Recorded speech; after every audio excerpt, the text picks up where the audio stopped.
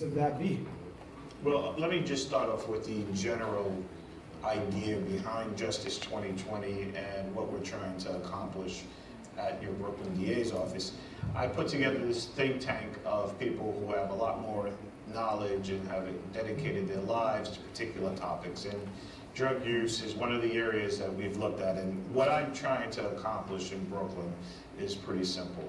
And it's also revolutionary for district attorney's office because it's a cultural change for the way prosecutors are asked to think about drug use issues in the community, and it's also a policy shift. And Brooklyn had been more progressive than other parts of the country, another part of the states, and I'm only speaking as the Brooklyn DA. I don't speak for any other district attorneys tonight.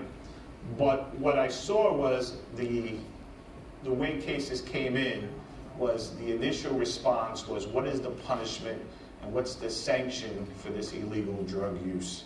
And what I am trying to accomplish is that when young assistant district attorneys and my office handles a case, the focus now is going to be on public health and not thinking solely about punishment. And what we're doing is we have Brooklyn Clear, and I can get into some of the details, but what Brooklyn Clear is, it deals with anyone who's arrested on a drug charge. It's not limited to opioids. It's not limited to people who've never been arrested before, don't have a criminal record, but people who come in because they've been arrested for either small amounts of possession or drug use, and taking those cases and diverting them out of the criminal justice system from the very beginning.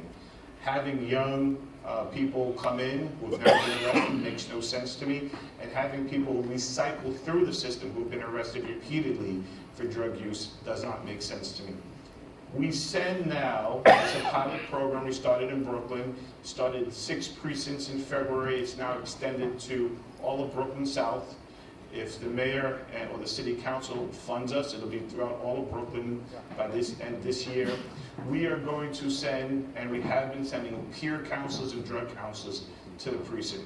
And instead of writing up the case and charging the case in the criminal court, sending people to central booking, the police department working with us is allowing us to find some sort of treatment option for the person who's been arrested. Now, it's a harm reduction model. Sorry, yeah, we're definitely